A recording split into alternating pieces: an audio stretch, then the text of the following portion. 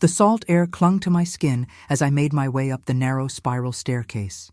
72 years of life had made my knees protest, but I'd climbed these same steps every morning for the past 15 years since Harold passed. The lighthouse keeper's duties don't pause for grief or arthritis. I reached the top and stepped onto the observation deck, the Atlantic Ocean stretching endlessly before me. Whitaker Light had stood on this rocky Maine coast since 1879, passed down through my husband's family for generations. Now it was mine to protect, not just a lighthouse, but our home, our history, our livelihood. Another day, I whispered to the horizon. The early morning fog was beginning to lift, revealing fishing boats already dotting the harbor below. I could make out Pete Sullivan's vessel heading out to check his lobster traps. The town of Port Haven was waking up, unaware of the storm brewing in my family. I made my way back down and entered the kitchen of the attached cottage that served as both our living quarters and a small bed and breakfast for tourists. The smell of coffee filled the air as I grabbed my favorite mug, a chipped blue one with "World's Best Grandma" painted on it, a gift from Abigail when she was just 10. The sound of heels clicking against hardwood announced Kendall's presence before I saw her.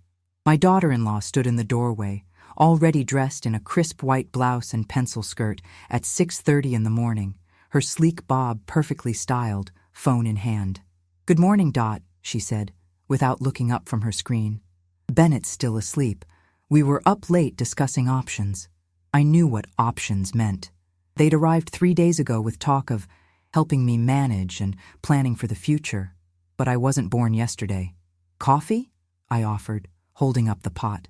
"God, no. That stuff's like tar. I'll grab something at that new place in town later." She finally looked up. "We need to talk about this property, Dot. Bennett's too sentimental to say it directly, but this place is a gold mine if developed properly." I poured my coffee slowly, buying time. "This place is a historical landmark, Kendall. It's been in the family for 5 generations, I know." She cut in with a sigh. "But honestly, that's part of the appeal. The heritage angle is marketable. We could turn this whole peninsula into an exclusive resort. Keep the lighthouse as the centerpiece, very Instagram-worthy, but modernize everything else."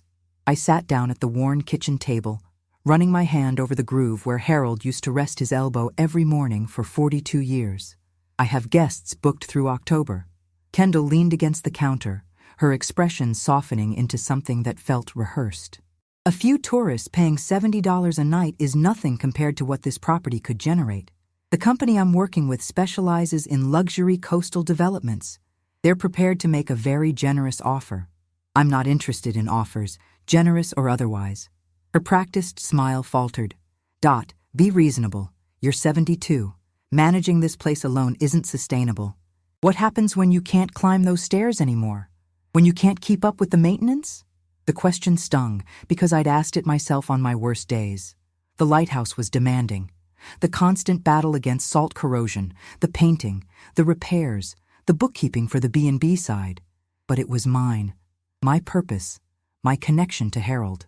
"I manage just fine," I said firmly. "For now, maybe." Kendall moved to sit across from me. "But Bennett and I have been talking. It makes sense for you to sell while the market is hot, move into a nice retirement community in Portland.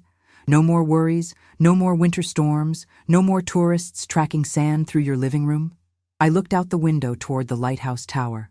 Morning sunlight now gleamed off its freshly painted white surface. I'd spent 3 weeks on that paint job last spring, working alongside Everett Sullivan, who'd volunteered his help despite his own arthritic hands. "This conversation is over, Kendall," I said, standing up. "I have bread to bake before the Andersons wake up. They're in the blue room for 2 more nights." She stood too, all pretense of warmth vanishing.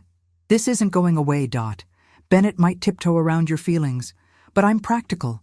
You can't maintain this place, and eventually something will give, either the lighthouse or you. Better to make the decision while you still can." The truth she wouldn't say hung in the air between us. They were waiting for me to die. The lighthouse would pass to Bennett, and then nothing would stand in their way. "I have work to do," I said, turning toward the pantry. As I reached for the flour, I heard her mutter something into her phone. I shouldn't have asked, but I did. "What was that?" She glanced up, seemingly surprised I was still there. Just confirming a call with the developers. They're very interested in this property. Very interested. And I'm very uninterested in selling my home. Kendall's perfectly manicured hand tightened around her phone. You know, this stubbornness isn't fair to Bennett. He deserves his inheritance while he can actually enjoy it. While we can build something with it. The lighthouse will be Bennett's someday, I acknowledged. What he does with it then will be his choice. Someday, she repeated with a bitter laugh. That's the problem, isn't it? We're all just waiting around for someday.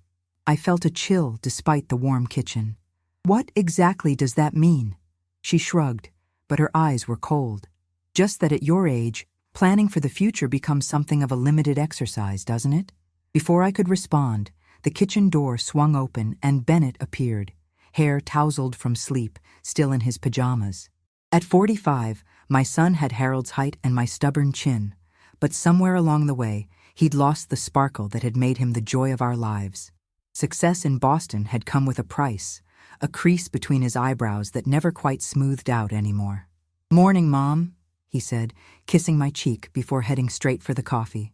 "What are you two discussing so intensely?" "The future," Kendall answered before I could. "Your mother doesn't seem to think it's worth planning for."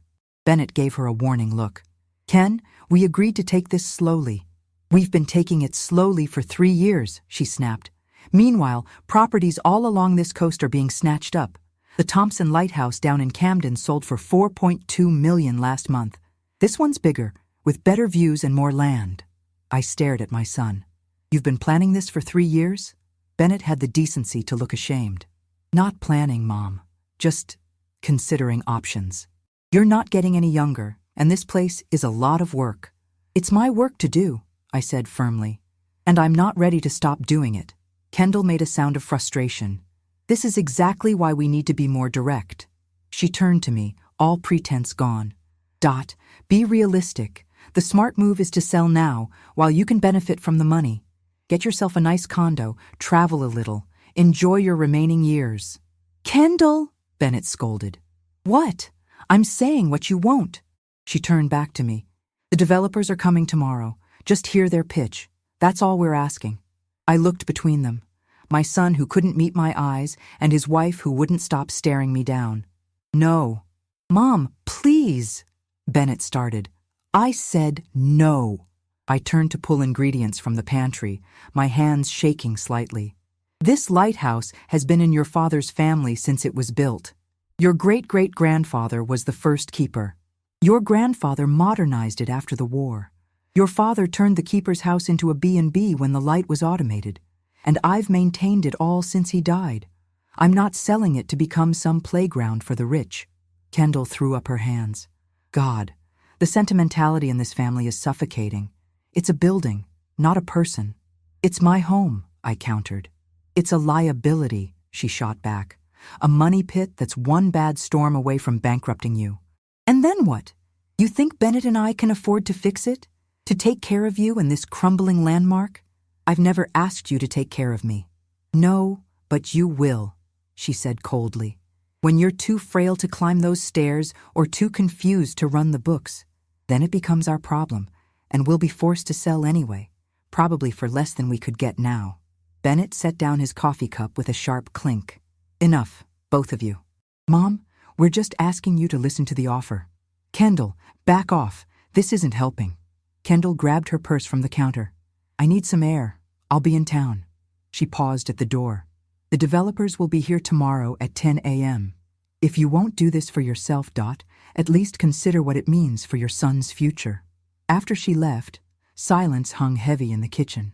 Bennett sighed, running a hand through his hair, just like Harold used to do when stressed. "She doesn't mean to be harsh, Mom. She just sees the potential here." "The potential profit, you mean," I corrected. "It's not just about money. It's about practicality. You can't run this place forever." I measured flour into a bowl with more force than necessary. "I'm not dead yet, Bennett." "No one's saying you are," he protested weakly. "Aren't you? Isn't that what this is about? Waiting for me to die so you can cash in on your inheritance?" His face reddened. "That's not fair." "None of this is fair," I agreed, my voice breaking slightly. "I never thought I'd have to defend my home against my own family." Bennett came to me then, putting his arms around my shoulders in an awkward hug. "I love you, Mom. I'm just worried about you out here all alone." "I'm not alone," I said. "I have the lighthouse. I have my friends in town. I have the guests who come back year after year. But when winter comes, I've weathered plenty of winters, Bennett." I gently removed his arms and returned to my baking. "I'm making blueberry muffins for the Andersons. If you're staying for breakfast, set the table." He hesitated, then began gathering plates from the cabinet. We worked in silence for a while, falling into the old rhythms we'd established over decades of shared meals. "She wasn't always like this," he said suddenly. "Kendall, I mean. When we met, she was excited about my family history, the lighthouse, all of it." I didn't respond. What could I say? That I'd never warmed to the woman he'd married after a whirlwind 3-month romance? That I'd seen through her fascination with our quaint family history to the calculation beneath? "The recession hit her family hard," he continued. "They lost everything. I think that's why security means so much to her now. And you think selling my home will give her security? I think it would give all of us options," he said carefully. "The money would secure your future too, Mom." I slid the muffin tin into the oven and set the timer. "My future is here, Bennett, in this lighthouse. The sooner you and Kendall accept that, the better for everyone." He opened his mouth to argue, but the front door chimed, signaling the Andersons were back from their early morning walk.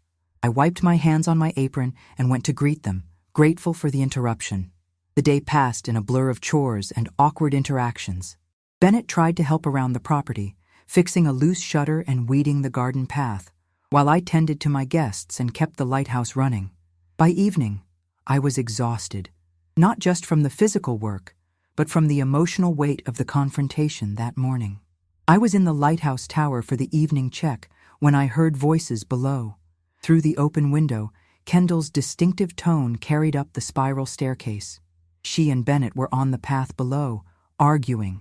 "I'm not waiting around forever while she stubbornly clings to this place," Kendall was saying. "We had a plan, Bennett. The developers are perfect partners for this project. She's my mother, Ken. I can't force her out of her home." "You won't have to force her. She can't maintain this place much longer. Did you see her struggling with that mop bucket today? It's only a matter of time." There was a pause before Bennett responded. "That doesn't mean we should pressure her." "It means exactly that," Kendall insisted. "Every day we wait is money lost. That old woman is holding our future hostage with her sentimentality." "Don't call her that," Bennett said, but his voice lacked conviction. Kendall's laugh was sharp. "What? Old? She is old, Bennett, and getting older every day. How long do you want to put our lives on hold? 5 years? 10? However long it takes for her to—" "Stop it," Bennett cut in. "I won't have this conversation." "Well, I will." Kendall's voice rose. "I'm tired of pretending. The truth is, our lives won't really begin until your mother is gone, and this property is ours to develop. I've wasted 3 years waiting already." The silence that followed was deafening. I stood frozen by the window, waiting for my son to defend me. "You don't mean that," he finally said, his voice strained. "Don't I?" Kendall's tone had turned icy. "Let me be perfectly clear then. I want this property developed. I want the life and opportunities it will bring us. And yes, if your mother stands in the way of that until her last breath, then I'll just have to wait." I gripped the lighthouse railing, my knuckles white. "And when that day comes," she continued, her voice rising hysterically, "when we finally get what should already be ours, I swear to God, Bennett, I want to dance at your mother's funeral. I want to dance on the ground where this lighthouse stands before we tear it down and build something that actually matters." The words struck like physical blows. "Dance at my funeral. Dance at my funeral." The phrase echoed in my head as I stood there, unseen, 72 years of life suddenly reduced to an inconvenient waiting period for my daughter-in-law's ambitions. I didn't hear Bennett's response. The blood rushing in my ears drowned out everything else. I sank to the floor of the lighthouse tower, my back against the cool stone wall, and let the tears come. Not loud, dramatic sobs, but the quiet weeping of a woman who has just realized how disposable she has become to her own family. When I finally gathered myself and descended the spiral staircase, the sun had set. The beam from the automated light swept across the darkening water, a rhythm as familiar to me as my own heartbeat. I made my way back to the cottage, where I found Bennett sitting alone in the kitchen. "Mom," he said, standing quickly, "I was just about to come find you. The Andersons said they're headed into town for dinner." I nodded, not trusting my voice. "Are you okay? You look—" "I heard you," I said simply. "Both of you, by the lighthouse." The color drained from his face. "Mom, she didn't mean—" "Stop." I held up my hand. "I don't want excuses. I want the truth. Is that really how you both feel? That I'm just an obstacle? That my death is something to look forward to?" "Of course not," he protested, but his eyes slid away from mine. "Kendall gets emotional. She says things she doesn't mean." "Does she?" I moved to the kitchen window, looking out at the lighthouse silhouetted against the darkening sky. "Because it sounded like she's been waiting quite patiently for me to die so you can sell my home." "It's more complicated than that." "It's actually very simple," I countered. "You want what I have. You're not willing to wait until I'm gone to get it. And your wife is resentful enough about it that she wants to dance at my funeral." Bennett flinched at the words. "I would never let that happen." "Which part? The dancing or the selling?" He had no answer for that. I took a deep breath. "I think you and Kendall should leave tomorrow. Go back to Boston. This visit is over." "Mom, please, we can work this out." "There's nothing to work out," I said firmly. "This is my home. I'm not selling it. Not tomorrow, not next year, not ever while I have breath in my body. And after hearing what your wife really thinks of me, I'd prefer not to have her under my roof." "She's upset. She didn't mean it." "She meant every word," I interrupted. "And the fact that you're defending her rather than apologizing tells me everything I need to know about where your loyalties lie." Bennett looked stricken. "You're my mother. I love you. And yet you've spent 3 years planning to sell my home out from under me." "It's not like that." "Then what is it like, Bennett?" I asked, suddenly exhausted. "Explain it to me in a way that doesn't amount to waiting for me to die or become too feeble to fight back." He couldn't. We both knew it. "I'm going to bed," I said after the silence had stretched too long. "I expect you and Kendall to be gone by the time I finish the breakfast service tomorrow." I left him standing in the kitchen, his face a mask of confusion and guilt. In my bedroom, I sat on the edge of the bed Harold and I had shared for 42 years. And for the second time that evening, I allowed myself to cry. Not just for the betrayal, but for the realization that the son I raised could stand silently while his wife wished for my death. But as the tears dried, something else took their place. A slow-burning determination. A steel I hadn't needed to call upon since Harold's passing had left me to run the lighthouse alone. Kendall wanted to dance at my funeral? Fine. But I would make damn sure she'd regret those words long before I was in the ground. I was Dolores Whitaker, keeper of Whitaker Light. I had weathered storms that would have washed away lesser souls. And I wasn't about to let my daughter-in-law's cruelty or my son's weakness be the thing that finally broke me. Tomorrow, they would leave. And then, I would begin to fight back. The morning after I'd overheard Kendall's cruel words, I rose before dawn, as I always did. The familiar ache in my knees greeted me as I swung my legs over the edge of the bed. Outside my window, the first hint of light touched the horizon, painting the Atlantic in shades of gray and purple. I dressed quickly in my usual outfit, sturdy jeans, a flannel shirt, and the weathered blue cardigan that had once belonged to Harold. I made my way to the kitchen and started the coffee, comforted by the routine. By the time the pot had finished brewing, I heard movement upstairs. Bennett and Kendall were packing. Good. I'd meant what I said about them leaving. Some wounds cut too deep for quick forgiveness. I climbed the lighthouse tower for my morning check, clipboard in hand. From the top, I could see the entire property. The keeper's cottage with its adjoining B&B rooms, the small garden I'd maintained for decades, the path winding down to the rocky beach, and the narrow road that connected us to Port Haven 3 miles away. It was a clear day. The storms of yesterday, both meteorological and emotional, having passed, leaving a pristine blue sky in their wake. When I returned to the cottage, Bennett was in the kitchen, 2 suitcases by the door, alone. "Kendall's bringing the car around," he said awkwardly. "Mom, about yesterday." "I've already set out breakfast for the Andersons," I interrupted, unwilling to hear whatever excuse he'd rehearsed overnight. "They'll be checking out at 11. He sighed, shoulders slumping. "We're really leaving it like this?" You left it like this when you started plotting to sell my home behind my back. I busied myself wiping down the already clean counter. It wasn't plotting. It was planning for inevitability. The only inevitability, I said, finally facing him, is that we all die someday.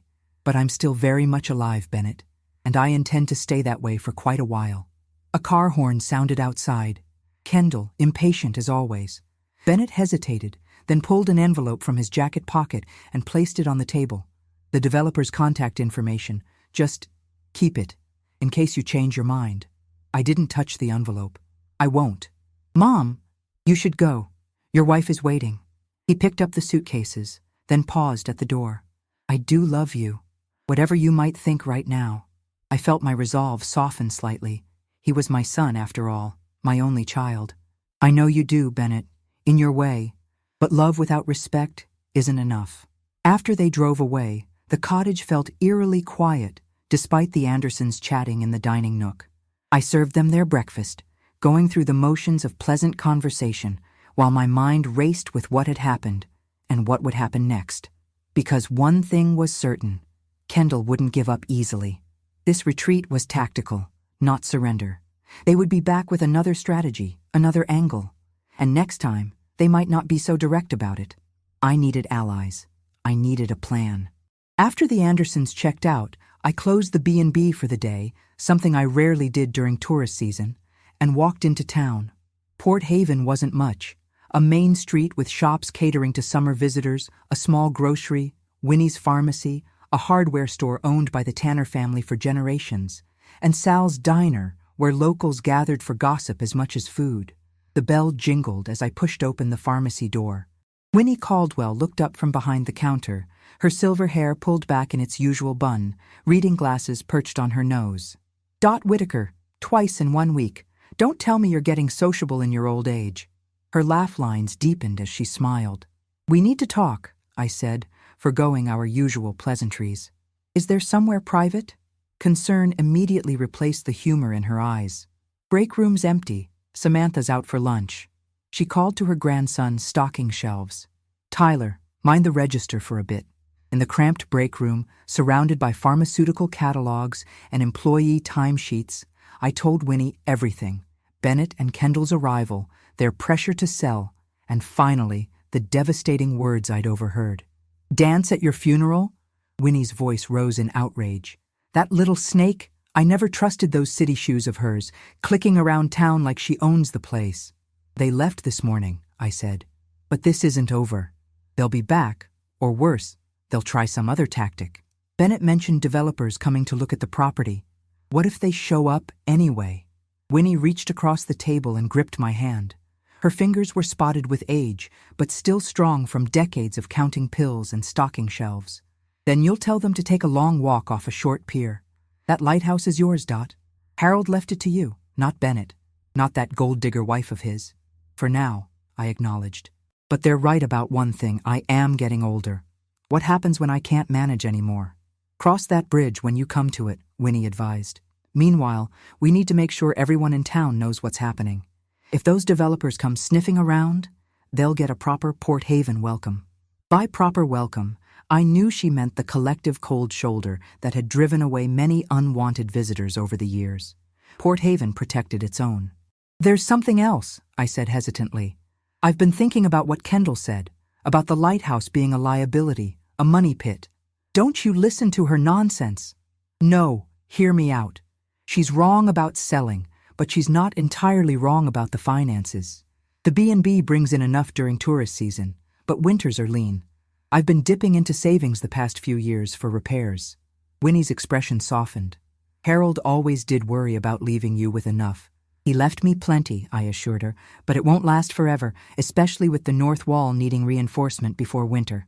What are you thinking, Dot? I took a deep breath. I'm thinking I need to make the lighthouse more profitable. Show Bennett and Kendall and myself that I can do more than just maintain it, that I can make it thrive. How? I don't know yet. But I need to try something new, something that brings in visitors year-round, not just summer tourists. Winnie nodded thoughtfully. You know who you should talk to? Jasper Rodriguez. He's staying at the Marina Inn, working on some documentary about New England lighthouses. Came into the pharmacy yesterday for seasickness pills. Seemed quite knowledgeable about historical preservation and such. The name sparked a memory. The filmmaker? I think I read about him in the Portland Press Herald. That's him. Won some award for his documentary on disappearing rural post offices. Maybe he'd be interested in featuring your lighthouse. It wasn't much, but it was a start. I'll find him. Thanks, Winnie. Don't thank me yet, she said, standing. But do come to dinner tonight, 6 o'clock. I'm making pot roast, and you shouldn't be alone right now. I started to protest that I was fine on my own, then realized I didn't want to be alone with my thoughts in the empty cottage. I'll bring dessert. As I left the pharmacy, I noticed a flyer on the community bulletin board by the door. Port Haven Historical Society meeting, this Thursday. Special guest, Professor Everett Sullivan. Topic, Preserving Our Maritime Heritage. Everett Sullivan. I hadn't seen him since Harold's funeral, when he'd awkwardly offered condolences and then disappeared back to his university position in Boston. We'd been close once, before Harold, before life took us in different directions. I'd heard he'd retired back to Port Haven last year, but our paths hadn't crossed. I tore off one of the paper tabs with the meeting details, another potential ally. The Marina Inn was at the other end of town, a modest 3-story building overlooking the harbor. The lobby was decorated with the expected nautical kitsch, ship wheels, fishing nets, and framed photographs of vessels that had once called Port Haven home. The young woman at the front desk looked up from her phone. Can I help you? I'm looking for Jasper Rodriguez. I believe he's a guest here. The documentary guy? Yeah, he's out back on the deck, working, he said, but it looked like napping to me. She smirked. I thanked her and made my way through the lobby to the back deck that overlooked the marina. A man in his early 50s dozed in an Adirondack chair, a notepad open on his lap, a camera bag at his feet. His dark hair was streaked with gray at the temples, and his face bore the weathered look of someone who spent a lot of time outdoors. Mr. Rodriguez? I said, approaching cautiously. He startled awake, nearly dropping his notepad. I wasn't sleeping, just, contemplating the harbor's visual composition. He squinted up at me. Do I know you? Not yet. I'm Dolores Whitaker. I own Whitaker Light up on North Point. That got his attention. He sat up straighter. The lighthouse that's been in the same family since it was built? That's on my list to visit. I've been working my way north along the coast. Well, consider this an invitation to move it up your schedule. I sat in the chair beside him. I understand you're making a documentary about lighthouses. Part of a series on vanishing Americana, he confirmed. Too many of these historic structures are being lost to development or neglect. I'm trying to document them while they still exist in their original form. A chill ran through me at his words. Exactly what Kendall wanted to do. Erase the original lighthouse and replace it with some sanitized, commercialized version. That's actually why I'm here, I said. My lighthouse is under threat. His expression darkened. Developers? My son and daughter-in-law. They want me to sell to a resort company. Let me guess, they'll promise to preserve the historic character while gutting everything that makes it authentic. Exactly. I felt a surprising relief at being understood so quickly. They want to turn it into an Instagram-worthy centerpiece for wealthy tourists. Jasper shook his head in disgust. I've seen it happen up and down the coast. These places aren't just buildings. They're living history. Once they're gone, that connection to the past is lost forever. I won't sell, I assured him. But I need to prove the lighthouse can be more than just a seasonal B&B, that it has value beyond the land it sits on. He studied me for a moment, then reached for his camera bag. I've been documenting lighthouse keepers as well as the structures themselves. The human stories are what bring these places to life. He pulled out a professional-looking camera. Would you be willing to be interviewed? To tell your lighthouse's story? It wasn't quite what I had in mind, but it was something. If it helps protect Whitaker Light, yes. Excellent. He checked his watch. I have some calls to make this afternoon, but I could come by tomorrow morning, get some footage of your daily routine, the interior of the lighthouse, the grounds. 8 a.m., I said. That's when I do my morning inspection. As I stood to leave, he added, Mrs. Whitaker, there might be grants available for historic preservation, organizations that help fund maintenance for privately owned landmarks. I've got some contacts I could put you in touch with. Hope flickered to life inside me. I'd appreciate that. And one more thing. I'm presenting some of my preliminary footage at the Historical Society meeting on Thursday.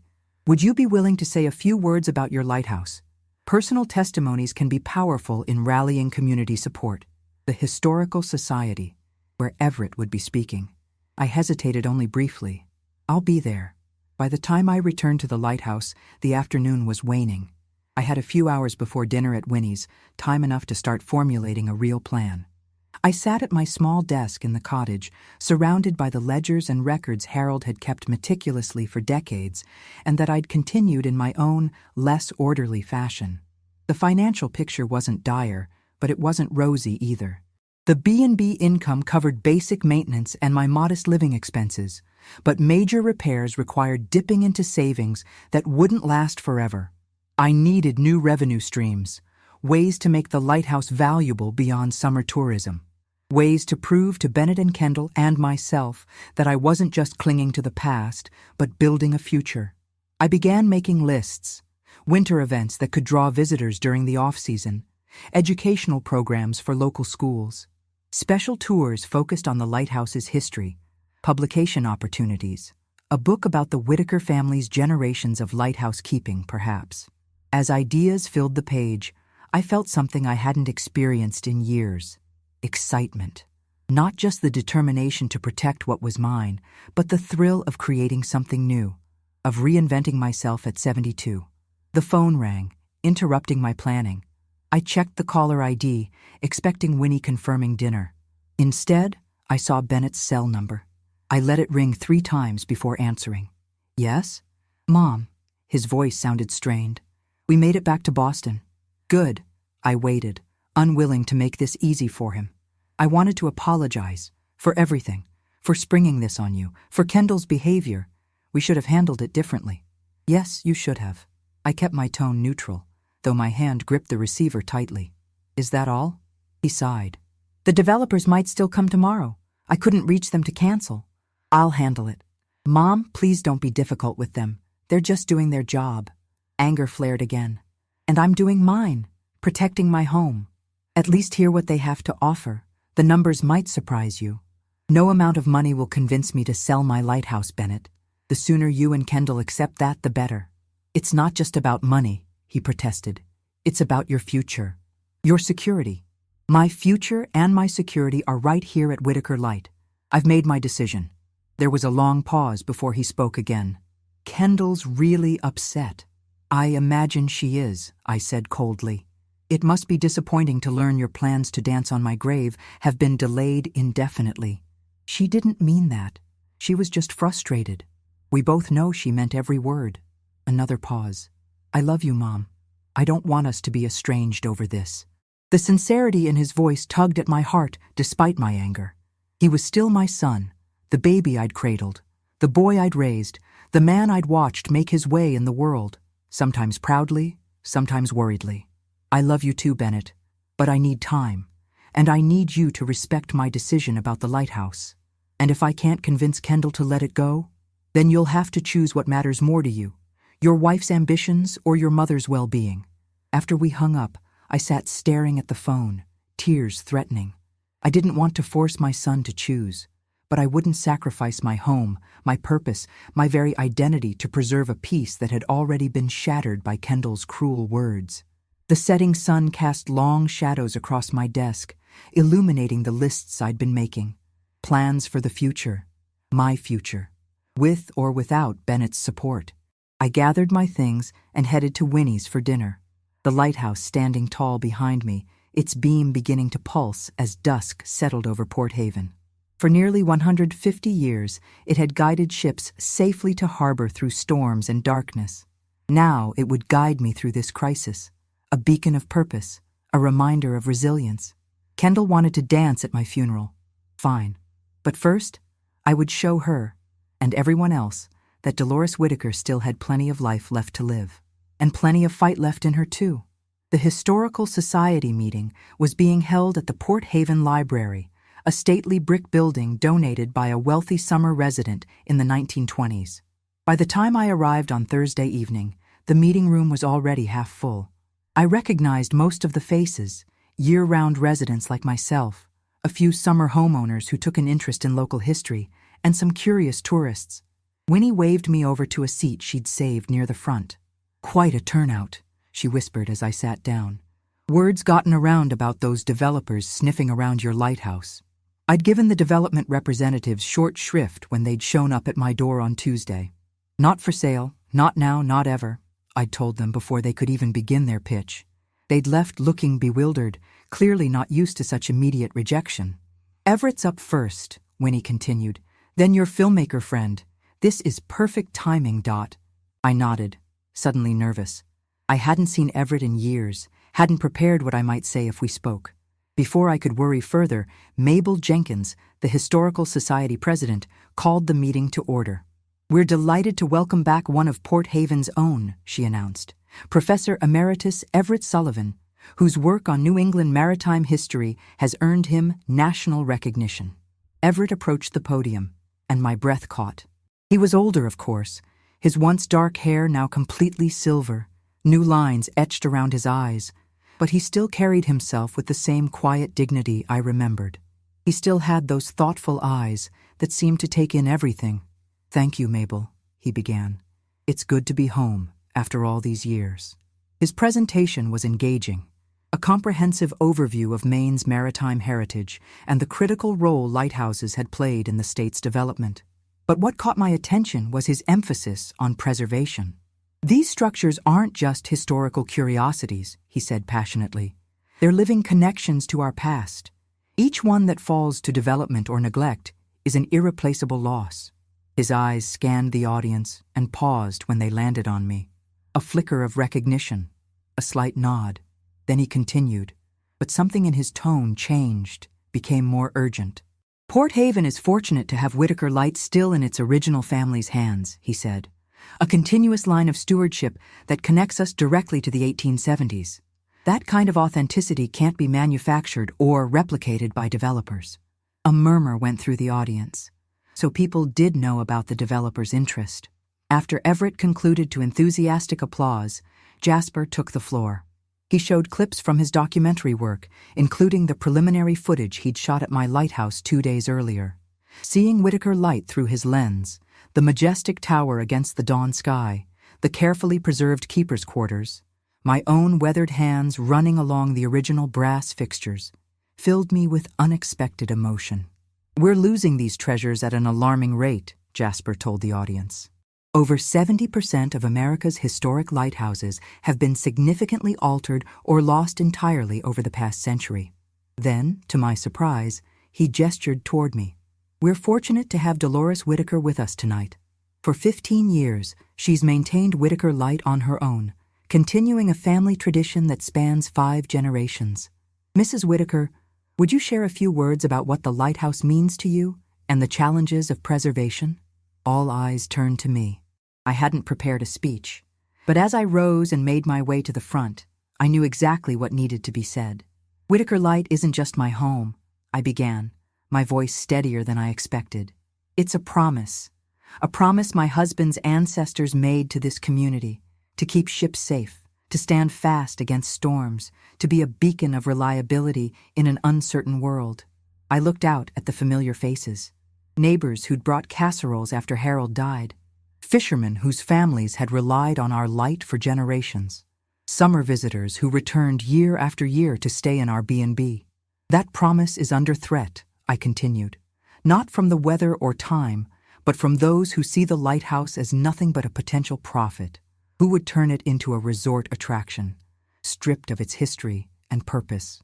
Murmurs of disapproval rippled through the room. "I won't sell," I said firmly. "But maintaining a 146-year-old lighthouse isn't easy or cheap. If Whitaker Light is going to survive for another century, it needs to be more than just a summer tourist stop. It needs to be a living part of this community year-round." I hadn't planned to make a public appeal, but the words came naturally. "I'm looking for ideas. Ways to make the lighthouse more accessible, more educational, more sustainable, because its story isn't over, and neither is mine." The applause that followed was immediate and heartfelt. As I returned to my seat, people reached out to touch my arm, to offer words of support. Winnie squeezed my hand, her eyes suspiciously bright. After the meeting, A small crowd gathered around me. The owner of the local tourboat company wanted to discuss adding the lighthouse to his route. A teacher from the elementary school asked about field trips. The head of the Chamber of Commerce mentioned grant opportunities for historical businesses. As the crowd thinned, I found myself face to face with Everett Sullivan. "Dolores," he said, his voice warm with recognition. "It's been too long." 15 years, I confirmed. "Not since Harold's funeral." He nodded, a flash of regret crossing his features. "I should have stayed in touch. I meant to, but life happens." I finished for him. "I understand." "I heard about the developers," he said, lowering his voice, "through the Historical Society grapevine. News travels fast in Port Haven. Some things never change." His smile was gentle. "I meant what I said about the importance of lighthouses like yours.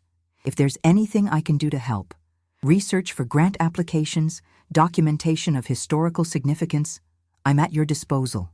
Before I could respond, Jasper joined us, excitement evident in his rapid speech. "Mrs. Whitaker, that was perfect. Exactly the kind of personal testimony my documentary needs. And I've been thinking about your situation. What if we organized a winter festival at the lighthouse? A celebration of maritime heritage, maybe around the holidays. It could draw visitors during the off-season." "That's actually an excellent idea," Everett chimed in. "Historical tourism doesn't have to be limited to summer." As they bounced ideas back and forth, Everett with his academic perspective, Jasper with his filmmaker's eye, I felt a strange sense of déjà vu. Standing in this library where I'd first met Harold at a community dance 6 decades ago, now surrounded by new allies in my fight to save our lighthouse. And for the first time since overhearing Kendall's vicious words, I felt something stronger than anger or hurt. I felt hope. Not just that I could save the lighthouse, but that I could reinvent it, and myself in the process. Let Kendall dream of dancing at my funeral. I was too busy planning a resurrection. Autumn descended on coastal Maine with a painter's touch. The maples along the road to town blazed crimson, the birches turned golden, and the ocean deepened to a steely blue that matched the increasingly dramatic skies. October had always been my favorite month at the lighthouse. Tourist crowds thinned, leaving behind a peaceful quiet broken only by the cry of gulls and the constant rhythm of waves against the rocks below. 2 months had passed since Bennett and Kendall's disastrous visit, and I'd used that time well. The seeds planted at the Historical Society meeting had blossomed into concrete plans.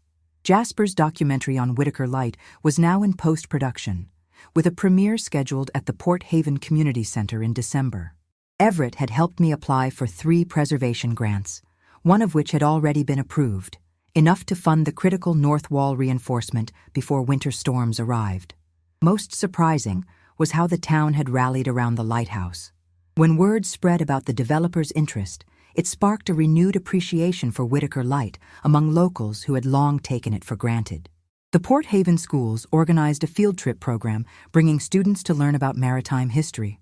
The local arts guild proposed a plein air painting weekend that drew artists from as far as Portland. Even old fishermen who'd used the light as a navigation point for decades stopped by with offers to help with maintenance.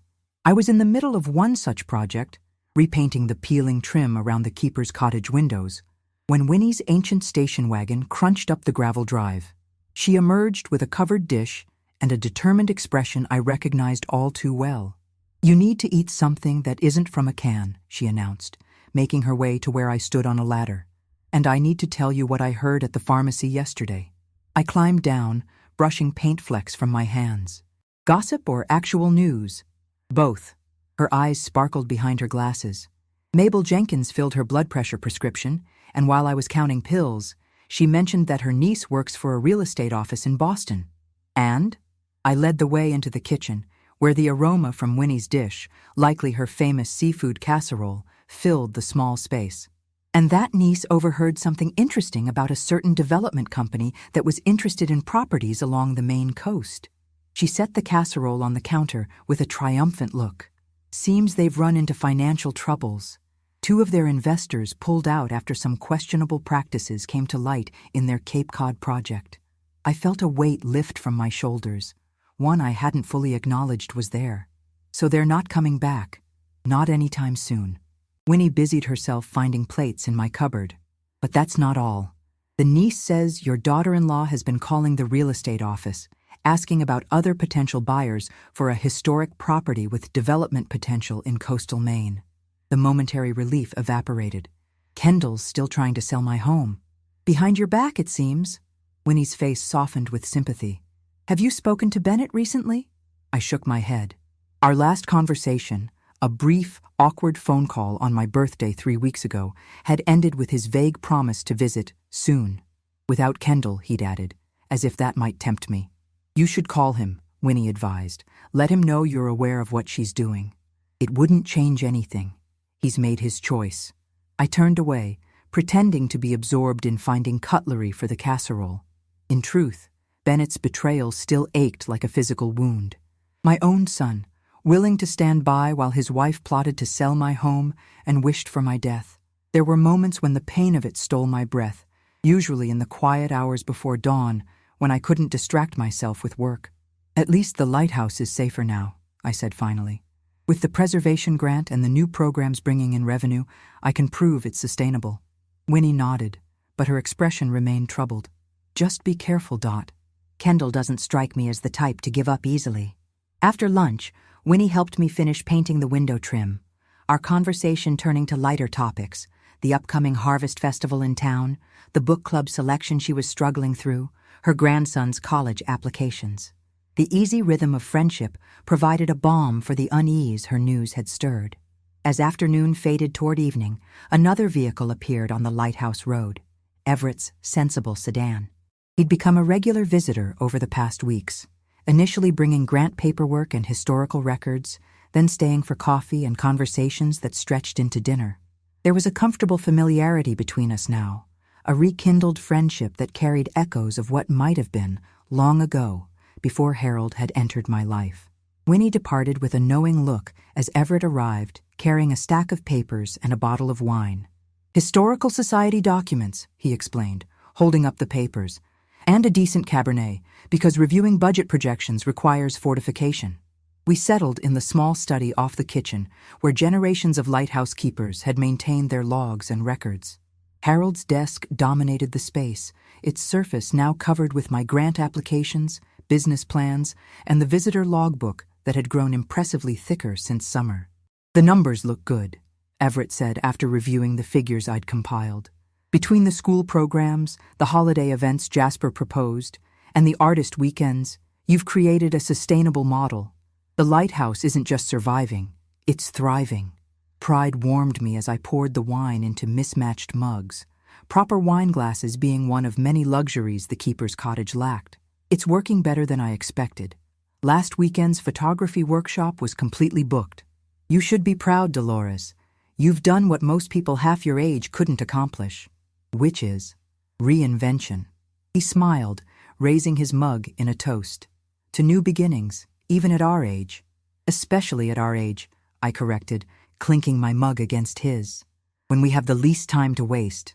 As darkness fell, we moved to the small porch that faced the ocean, wrapped in sweaters against the October chill. The lighthouse beam swept overhead in its steady rhythm, a comfort as familiar as my own heartbeat. I've been meaning to ask, Everett said after a comfortable silence. Have you thought about what happens to the lighthouse in the long term? He stopped abruptly. After I'm gone? I finished for him. It's a fair question. And yes, I've thought about it constantly since Bennett and Kendall's visit. The matter of succession had haunted me for months. The lighthouse would legally pass to Bennett upon my death. That hadn't changed. But what would prevent him from selling it immediately to fulfill Kendall's ambitions? I've consulted a lawyer in Portland, I admitted. There are options. I could create a trust, establish conservation easements that would prevent development even after the property changes hands. But it's complicated and honestly painful to think about. Everett nodded, understanding in his eyes. Because you'd be planning for a future where your son might betray your wishes. Exactly. I sighed, watching the beam disappear into the darkness over the Atlantic before reappearing seconds later. I still love him, Everett, despite everything. He's my only child. Of course you do. Everett's voice was gentle. Love doesn't disappear because someone disappoints us. Sometimes it just changes shape. We sat in silence for a while longer, the wine and conversation creating a bubble of warmth against the autumn night. When Everett finally rose to leave, he hesitated at the porch steps. "The Historical Society is organizing a Veterans Day event," he said. "A small ceremony at the memorial in the town square, followed by dinner at the community center. I was wondering if you might accompany me." The invitation caught me off guard. Not because it was unexpected, we'd been dancing around something more than friendship for weeks, but because it represented another step forward, away from grief and isolation, toward whatever new chapter was unfolding. "I'd like that," I said simply. His smile in the porch light was worth any uncertainty I felt. "Good night, Dolores." "Good night, Everett." After he left, I remained on the porch, watching the play of moonlight on the water. For the first time in years, I felt truly alive, not just existing in the aftermath of loss, but building something new. The lighthouse stood sentinel beside me, its beam cutting through darkness as it had for nearly 150 years. We had both been reinvented by necessity. We had both found new purpose. Let Kendall scheme from Boston. Let Bennett waver in his loyalties. I was Dolores Whitaker, keeper of Whitaker Light, and I was no longer just preserving the past. I was creating a future. The Veterans Day ceremony was modest but moving. A color guard from the high school, speeches honoring local service members, a wreath laid at the simple stone monument that had stood in Port Haven Square since 1920. Everett, I learned, had served a brief stint in the Army before pursuing his academic career. He stood straighter during the playing of taps, his expression solemn. Afterward, the community center buzzed with conversation as residents shared a potluck dinner. I found myself at the center of several discussions about the lighthouse programs, accepting compliments and fielding questions about upcoming events with a confidence that would have surprised my former self. "You're becoming quite the entrepreneur," Everett observed as we filled our plates at the buffet table. "I overheard Sal talking about investing in your holiday light display idea." I smiled, still getting used to this new role. The whole town seems invested in the lighthouse now. It's not just my project anymore. That's how preservation works best, when the community recognizes the value of what they might lose. We found seats at a table with Winnie and Jasper, who had extended his stay in Port Haven well beyond his original plan. The documentary about Whitaker Light had evolved into a broader project about the community's relationship with its maritime heritage. "I've been interviewing the older fishermen," Jasper explained, gesturing with his fork.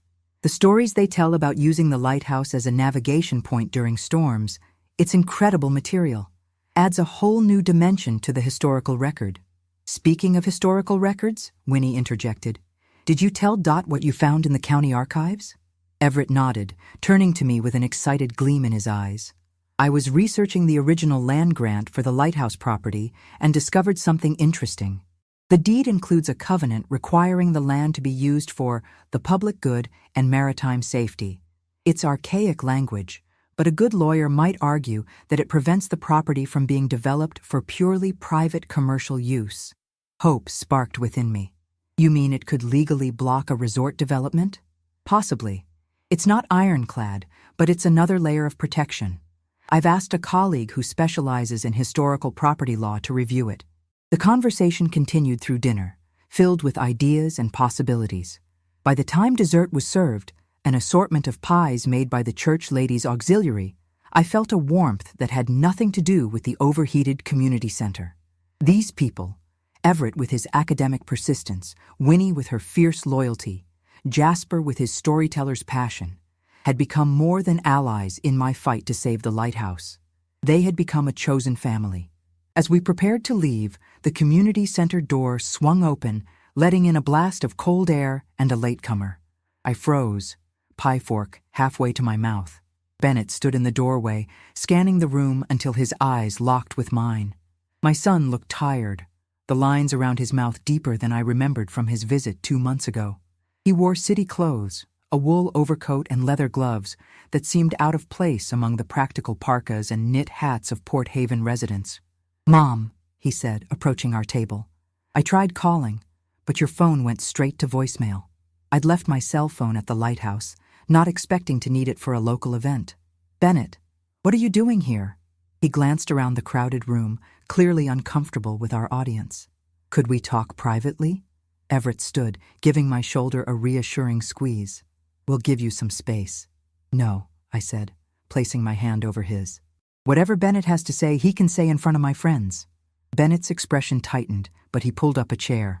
Fine, I came to warn you. Kendall's on her way here. Here? To Port Haven? Alarm shot through me. Why? She found another buyer, a hotel chain looking to expand into experiential lodging, whatever that means. She's bringing their representative to see the lighthouse tomorrow. I felt the blood drain from my face. She has no right. I know. Bennett looked genuinely distressed. I told her that, but she's convinced that if they make a good enough offer, you'll change your mind, or that they can wait you out. Wait me out? The euphemism for my death hung in the air, unspoken but understood by everyone at the table. I tried to stop her. He ran a hand through his hair, that familiar gesture that reminded me so painfully of Harold. We've been fighting about it for weeks. I finally told her I wouldn't be part of pressuring you anymore, and He trailed off. She what, Bennett? She said she didn't need me for this, that she'd handle it herself. He met my eyes directly for the first time. I think she's desperate, Mom. The Boston condo she convinced me to buy is underwater on the mortgage. She's been counting on the lighthouse money to fix our finances. The pieces clicked into place. Kendall's obsession with selling, her increasing desperation, her willingness to wish for my death to get what she wanted. It wasn't just ambition, it was financial necessity. So you came to warn me, I said slowly, but not to stop her. His gaze dropped to the table. I don't know if I can stop her at this point. Everett leaned forward. What time are they coming tomorrow? Around noon. The hotel rep is driving up from Portland in the morning. I exchanged glances with Winnie, Jasper, and Everett, reading the same determination in their expressions that I felt hardening within me. Thank you for the warning, I told Bennett. We'll be ready for them. We? He asked, looking around the table. The lighthouse isn't just mine anymore, I explained. It belongs to this community now. Bennett's expression was hard to read, part confusion, part regret, and something else that might have been envy. I should find a room for the night. The Marina Inn has vacancies, Jasper offered. Off-season rates. Or you could stay at the lighthouse, I said, surprising myself. There are no guests in the B&B rooms right now. Bennett hesitated, clearly torn. I don't want to intrude. You're my son, I said simply, despite everything. The drive back to the lighthouse was silent, Bennett following in his rental car. As we crested the final hill and the lighthouse came into view, its beams sweeping across the night sky, I wondered what he saw. The family home he'd taken for granted? A financial asset to be liquidated? Or perhaps, for the first time, he was seeing it as I did. A legacy, a purpose, a beacon of constancy in a changing world.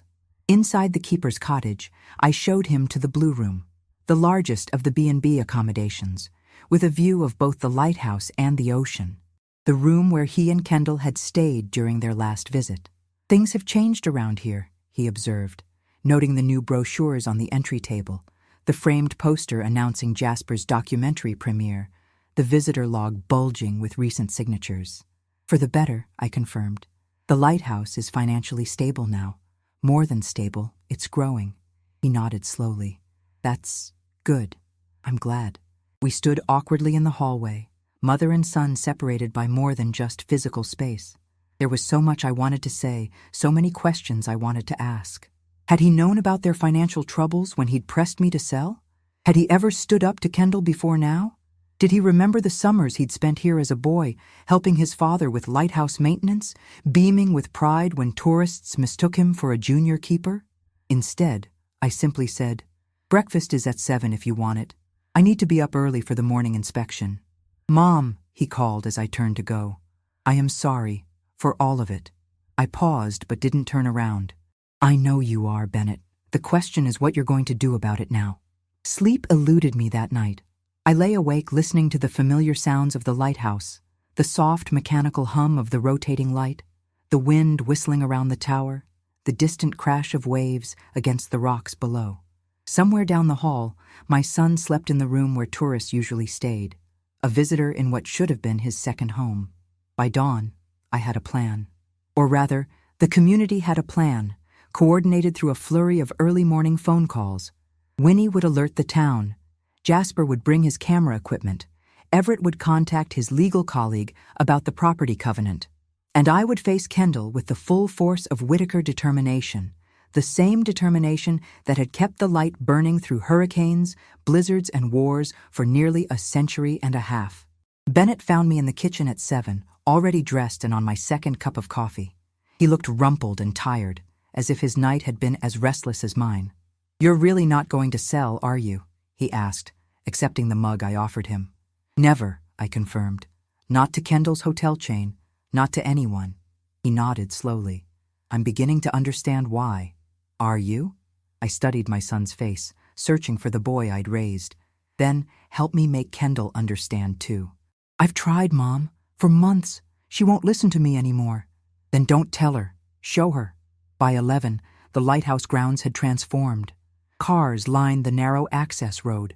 Winnie had mobilized what seemed like half the town, fishermen in their work clothes, shop owners who'd closed early, retirees who'd known Harold, parents with children who'd visited on school trips.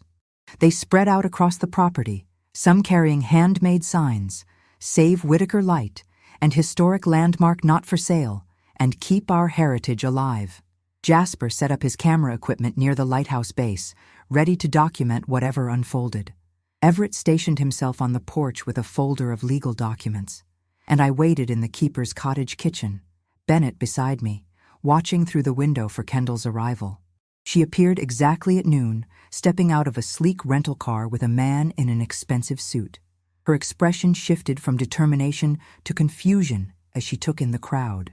Then she spotted Bennett's rental car, and confusion hardened into anger.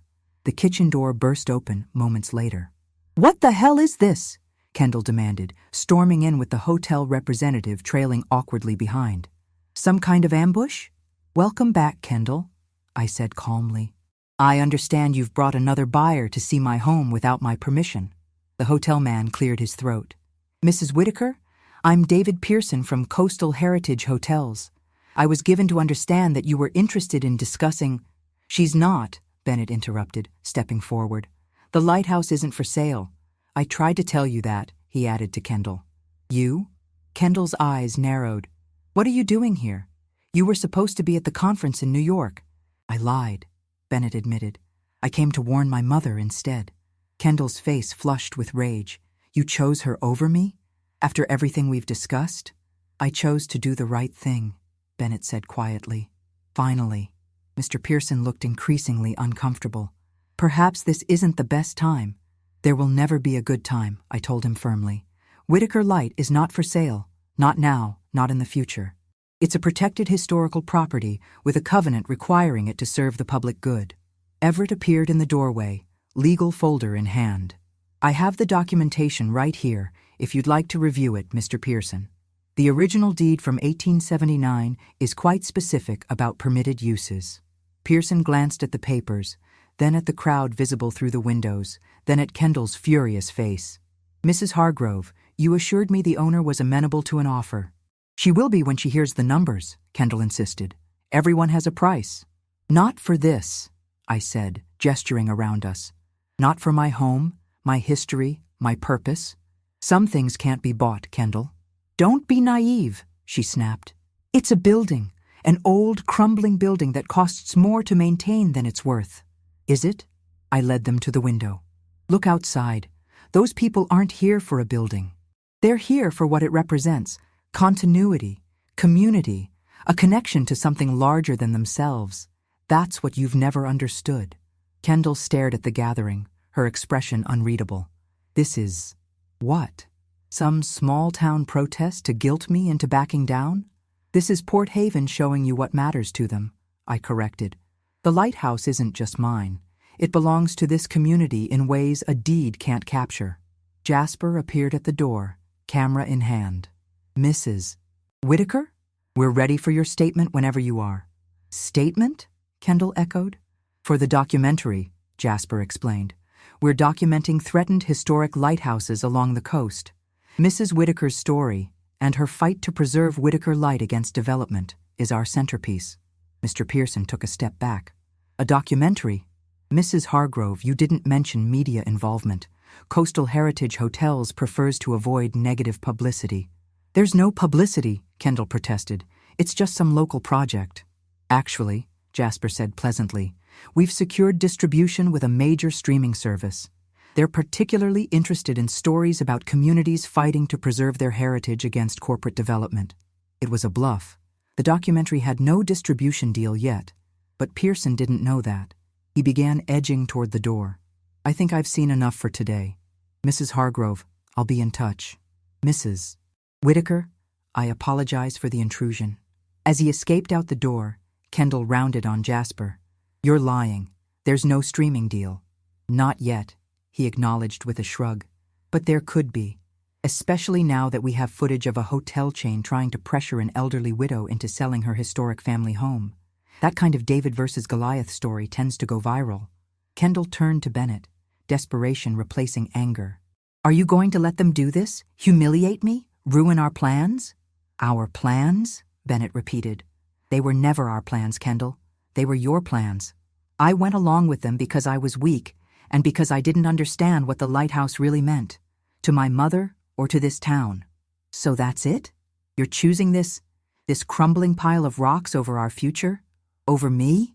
Bennett looked at me, then back at his wife. I'm choosing to honor my family's legacy. And if you truly loved me, you'd understand why that matters.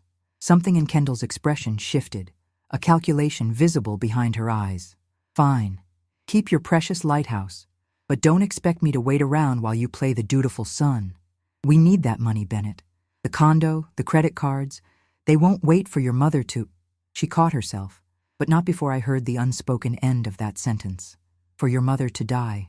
To what, Kendall? I asked, stepping closer. Go ahead, say it. For me to die so you can cash in? So you can dance at my funeral, like you promised? Her face paled. You heard that? Every word, I confirmed. That night by the lighthouse, every cruel, calculating word. Kendall's composure cracked. You don't understand. We're drowning in debt. The Boston real estate market crashed just after we bought. Bennett's firm is downsizing. We need this. And that justifies wishing me dead? I asked quietly. Plotting to sell my home out from under me? Treating me like an inconvenient obstacle rather than a person? Before she could answer, the kitchen door opened again. Winnie bustled in, followed by several other townspeople. Dot, the TV crew from Portland is here. They want to interview you about the preservation efforts. TV crew? Kendall's voice rose in panic. You called the news? Word travels fast in small towns, Winnie said with unconcealed satisfaction. Especially when outsiders try to bully one of our own. Kendall looked from Winnie to Jasper's camera to the crowd outside, her carefully constructed plans visibly unraveling. This is insane. You're all insane, acting like this over a building. Not a building, Bennett said quietly. A legacy, my legacy. The one thing my father asked me to protect when he died. Your father has been dead for 15 years, and his request still stands, Bennett countered. I failed him, and my mother, by forgetting that. I won't fail again. Kendall stared at him, recognition dawning in her eyes. You're serious. You're really choosing this lighthouse over our marriage. I'm choosing integrity, Bennett said simply, something I'd lost sight of until now. The moments stretched between them, years of marriage balanced against the weight of family obligation and newfound conviction. Finally, Kendall turned to me, her voice low and dangerous. This isn't over, Dot. You've turned my husband against me, humiliated me in front of clients, made me look like a villain. You did that yourself, I replied calmly. The moment you decided my death was an acceptable price for your ambitions. She flinched as if struck. Then, without another word, she stormed out, pushing past the gathered townspeople, ignoring the camera Jasper had raised to capture her exit. In the silence that followed, Bennett exhaled shakily. He gestured vaguely toward the door. Go after her? I asked. He nodded. We have things to resolve, one way or another. I understand. And I did. Whatever happened between them now, reconciliation, separation, divorce, was their business. My son had finally stood up for what was right. That was enough for me. As Bennett followed his wife outside, Everett moved to my side. "Are you all right?" I watched through the window as Kendall's rental car sped down the lighthouse road, Bennett standing alone in its wake. "I will be," I said. "We all will be." The impromptu gathering evolved into a celebration as word spread that the hotel developers had retreated. Someone brought out guitars. Someone else produced a cooler of beer. Children played tag around the lighthouse base while their parents shared stories of what Whitaker Light meant to them. Standing on the keeper's cottage porch as the autumn sun began its early descent, I felt a profound sense of vindication. Kendall had wanted to dance at my funeral, to celebrate the end of what I represented. Instead, I was very much alive, surrounded by community, purpose, and new beginnings. Let her rage from Boston. Let her plot and scheme. The lighthouse had withstood fiercer storms than Kendall Hargrove for nearly 150 years. And so had the women who kept it. Winter descended upon the Maine coast with its familiar brutality, howling nor'easters, ice that formed in fantastic sculptures along the rocks, and snow that transformed the lighthouse into a pristine white tower against leaden skies. Through it all, the light continued its steady rhythm, a beacon in the darkness that seemed more meaningful than ever. 3 months had passed since the confrontation with Kendall. Bennett had returned to Boston that day, promising to sort things out and stay in touch. His calls came weekly now, awkward at first, then gradually warming as we rebuilt the connection that had frayed over the years. He and Kendall had separated, he told me. Their financial troubles had been worse than he'd admitted, and the truth of their situation had finally emerged in the aftermath of that day at the lighthouse. "She was desperate," he explained during one call. "It doesn't excuse what she said about you, but she was drowning in debt she'd hidden from me. I didn't need the details. The knowledge that my son had found his moral compass again was enough." December brought the premiere of Jasper's documentary at the Port Haven Community Center. Keepers of the Light, the Whitaker legacy, played to a packed house, not just locals, but people from neighboring coastal towns, state historical preservation officials, and even a reporter from a Portland newspaper. Seeing my life, our lighthouse, on screen brought tears to my eyes. Not from sadness, but from the profound realization that our story would outlive me. The holiday season at Whitaker Light exceeded all expectations. The winter festival Jasper had suggested drew hundreds of visitors despite the cold. Fairy lights twined around the lighthouse tower, visible for miles across the dark water. Children roasted marshmallows at fire pits while their parents sipped hot cider and listened to local musicians. The keeper's cottage, transformed into a holiday wonderland, hosted workshops on maritime crafts and lighthouse history. Through it all, Everett remained steadfastly at my side. Our relationship had deepened with each passing week, evolving from rekindled friendship into something neither of us had expected at our age, a second chance at love. We didn't speak of it directly, but it was there in the lingering goodnight kisses, in the way his hand sought mine during lighthouse tours, in the quiet evenings planning future events with our heads bent together over the kitchen table. On New Year's Eve, the lighthouse hosted its first ever midnight celebration. Bundled against the cold, dozens of Port Haven residents gathered on the grounds to watch fireworks over the Atlantic and witness the first light of the new year sweeping across the water. At the stroke of midnight, Everett kissed me beneath the tower my husband's family had tended for generations, and I felt no guilt, only gratitude for this unexpected chapter of my life. January brought a certified letter from a Boston law firm. My hands trembled as I opened it, fearing some new scheme of Kendall's. Instead, I found divorce papers Bennett had filed, along with a personal note. "Mom, I've learned a lot these past months. About myself, about what matters. Kendall and I are finished. The divorce will be final soon. I've accepted a position with a smaller firm in Portland starting in March. I'd like to visit more often, if that's okay. Maybe help with the lighthouse like Dad and I used to. Love, Bennett." I read the note 3 times, tears blurring the words. My son was coming home, not to stay, but to reconnect with a legacy he'd nearly discarded. February arrived with another nor'easter, this one fiercer than usual. As the storm intensified, I performed the additional safety checks Harold had insisted upon during bad weather. backup generator, emergency supplies, structural integrity of the tower. Everett, staying overnight due to the dangerous driving conditions, helped me secure the shutters and move valuable items away from potential leaks. "Your husband trained you well," he observed as we finished our preparations. "He did," I agreed, "though I've added a few protocols of my own over the years." We settled in the study with the wood stove crackling and the wind howling outside. The lighthouse beam cut through the swirling snow, steady despite nature's fury. "I've been thinking," Everett said carefully, "about what happens next. With the storm? With us. With the lighthouse. With everything." I set down my tea, giving him my full attention. "And what conclusions have you reached, Professor Sullivan?"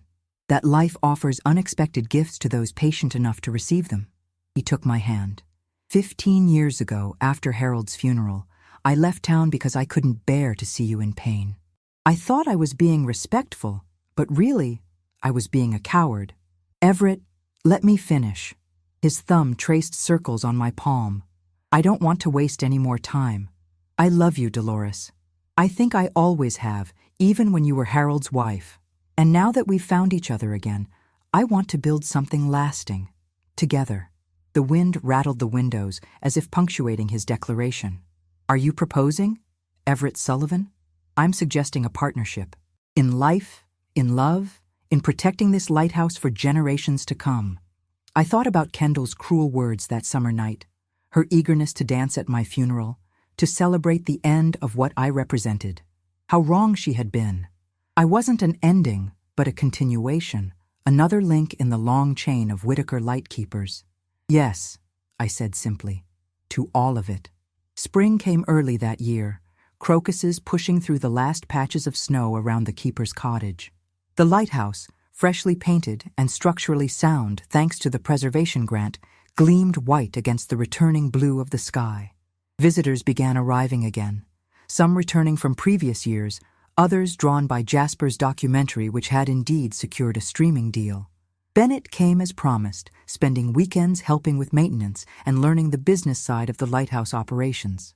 He brought a young woman with him sometimes, Sarah, a marine biologist from the Portland Research Center, who looked at the lighthouse with genuine appreciation rather than calculating its value. One April morning, I climbed the tower for my daily inspection, moving more slowly than before but still steady. From the observation deck, I could see fishing boats heading out for the day, the town of Port Haven stirring to life, and Everett walking up the path from his car, a bouquet of spring flowers in hand. Kendall had wanted to dance at my funeral, to celebrate my end. Instead, I had found a new beginning. If you enjoyed my story, please hit that subscribe button and turn on notifications so you don't miss my next video. And if this resonated with you, leave a comment below sharing a time when someone underestimated you. I read every single one.